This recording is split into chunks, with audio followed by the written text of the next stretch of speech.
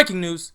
Ladies and gentlemen, you should already be able to tell by the title of this video in the direction that I'm going to go for this current series that I want to start on my channel. It's going to be a short series, but a series nonetheless, in which I talk about the Straw Hat Pirates that currently don't have devil fruits. And it's just going to be an open discussion. I want y'all to participate in the comment section below, in which y'all tell me what devil fruit you would give the current member that I'm talking about within the One Piece series. What devil fruit would you give Zoro if you had an ability?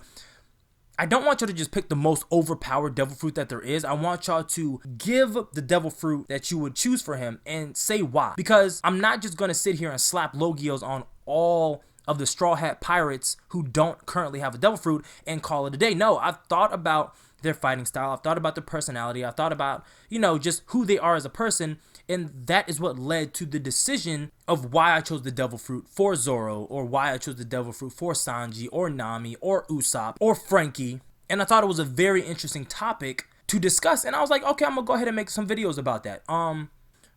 So basically, we're going to start with Zoro, the first mate of the Straw Hat Pirates and the swordsman of the crew. When I was looking at the devil fruits that I potentially wanted him to have, I was thinking, and Tekken 101 also mentioned this in his own video, he is already able to summon and do elemental attacks. He has air pressure that he can force out of his blades from him swinging his sword. He has fire-based attacks, which isn't really a fire. It's fire. No, it's fucking fire. That's due to the sheer friction of how fast he's able to swing his sword. He ignites the air, and that causes the fire to emerge. I thought about giving him Enel's ability, the Rumble fruit, which allows for him to, control lightning, but that would be a Logia type, and I wanted to be a little bit more creative than just slapping a Logia on him and that being it. So I was doing research into devil fruits, and the devil fruit that I picked for him is one that I believe would inherently give him the biggest boost to his bounty, and also putting him on the same level as Mihawk, because Zoro's main goal is to be the world's strongest swordsman. There's only one person currently who could give who could give Mihawk a run for his money when it comes to not swordsmanship, but surviving Mihawk. Because the big thing out there in the One Piece community now is how strong Mihawk is. We're currently in Wano at the time of making this video, and Mihawk, there has been this dismantling of the warlord system. So currently, well, we don't know. It was in previous chapter. The military went to go apprehend Mihawk on his island. And Mihawk was basically like, I haven't been this excited in years. Like, Mihawk's strength needs to really be evaluated. But anyway, the devil fruit that I'm picking is a devil fruit that we have seen withstand a slash from the world's strongest swordsman and come out unscathed. Okay? If you don't know the devil fruit that I'm talking about currently, the devil fruit I am referring to is the Kira no Mi. And the possessor of the Kira no Mi is none other than the 3rd Division commander of the Whitebeard Pirates, Diamond Jozu. Ladies and gentlemen, can I just say this before I get into why I chose this? If Zoro had the ability to coat his body in diamond and also his swords, there would be nothing in the One Piece verse that could break those diamond swords. And can we just talk about how badass it would be if Zoro had diamond swords to begin with? Now, I'm going to give you my stats, give you my facts, give you the terms and definitions. So here you go. Boom. It's up on, bam, right there. What does the Kira no Mi allow you to do? The fruit allows the user to turn into diamond, very straightforward, giving them a very tough body, and as diamond is the hardest substance in the world alongside sea stone and the poneglyphs. And you can even throw in Wappo metal if you really want to, because we did see Whitebeard launch a quake bubble at Sengoku and Garp, and it managed to bend the Wappo metal, but it didn't break. Now, could Whitebeard break Wappo metal? Yeah, I think it could. It would take him about 4, 5, 6 quake bubbles, but he could inevitably break Wappo metal. Diamond, however, would be another story, considering the fact that it is one of the hardest substance in the One Piece universe. Diamond, however, on Earth is not a very hard substance. If you took a hammer to a diamond, you could break it very easily. However, if you try to scratch diamond, that is a completely different story. The fact that Mihawk, the world's strongest swordsman, was not able to scratch Diamond speaks volume to just Diamond in general. Because keep in mind, I don't believe that Jozu was using Haki at this point. And I want you to know where I'm going with this. If Jozu has the most durable Devil Fruit currently, Diamond, imagine if he used Haki over top of that Diamond. I don't see anything breaking Haki-infused Diamond at all in the One Piece verse.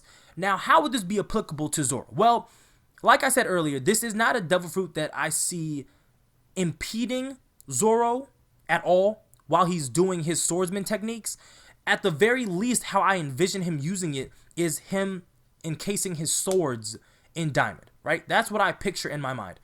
But let me play devil's advocate. Let's say he can't just encase his swords in Diamond, right? I see him just encasing his arms in Diamond, and because he's holding his swords, that would in turn encase his swords within Diamond. He could even encase just his torso, or maybe just, neck up, because, he holds the sword in his mouth. He could just encase his teeth in Diamond, which would then encase his sword in Diamond. There are so many different techniques that he would be allowed to use while having this Devil Fruit that would just add to his repertoire of growing techniques that we can see from him. All right.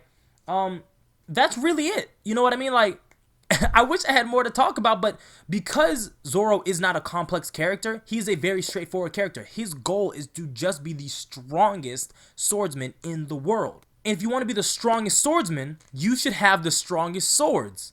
That's about it. Currently he has Enma. Enma is easily one of the strongest swords that even Odin used himself.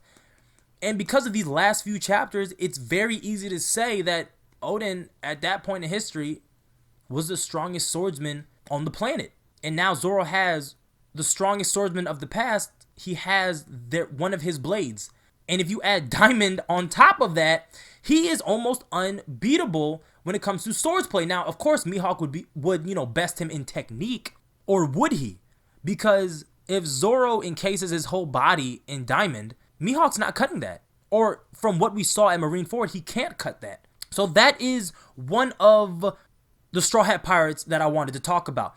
And, it's a relatively short video, nothing crazy, but that is something I wanted to put out there, and I want it to be an open discussion in the comment section below. What Devil Fruit would you give Zoro? And I want to add this additional thing to the question I just gave y'all. What would his new bounty be? Because now we're adding a Devil Fruit to him. What would his new bounty be? Okay? Because we all know everything that the Straw Hat Pirates have done up until this point. The government doesn't, because they still work on an older system of newspaper. So if nobody sees it, then it didn't happen. That's just how it goes. But for them, if it's not in the newspaper, then they'll never know. Or if it was not a military feat, then no one's gonna know about it. But we do know about it. So currently, Zoro's bounty, as it stands in Wano, is 320 million berries. The bounty that I would give Zoro currently, well, the bounty that I would place on Zoro's head, if he possessed the Kita Kita no Mi, I would increase his bounty by 600 million. Straight up, I'm sorry. 600 million, I'm putting his bounty at 920 million berries. Personally, out of everything that we've seen him do, him fighting every form of Devil Fruit user that we know of. He's fought in Kaku, Azoan, Monet, Alogia, give me something else. Pika. Pika is a Paramecia, and he was able to do mountain level feats. And I feel like I'm missing. Oh, Mr. One. Mr. One. He was able to cut steel. He was also a Paramecia type Devil Fruit user. He has a resume that warrants a higher bounty. The problem that I spoke of earlier is that the military does not always have eyes everywhere to record and catalog everything that the Straw Hat Pirates are doing. And personally, I believe that the first mate of any crew bounty should be relatively up there. I mean, Marco and Katakuri both have billion berry bounties. They both have Devil Fruit users. Zoro doesn't have a Devil Fruit. That's not saying that he shouldn't have a bounty that high. You know what I'm talking about? So I'm comfortable with putting his bounty at 920 million berries. Ladies and gentlemen, thank you. If you made it to the end of the video, thank you for rocking with me. Go plus ultra and smash that subscribe button if you do rock with me. If you like the video, like the video. You've disliked the video, dislike the video. Comment down below, share the video. And like always, keep it safe and wrap it tight. I'm out.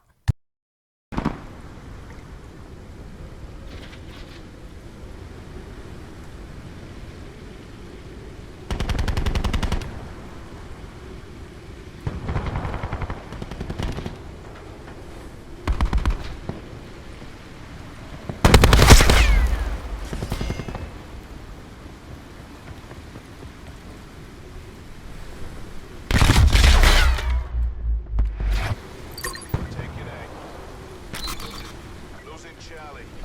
Alpha lockdown.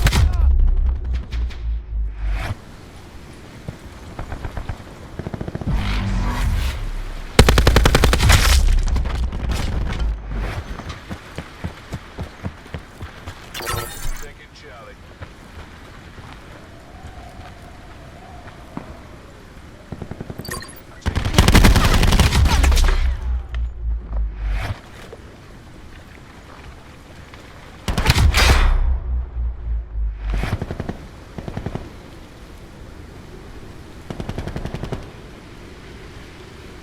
Desperate times mean desperate measures. We have to take this.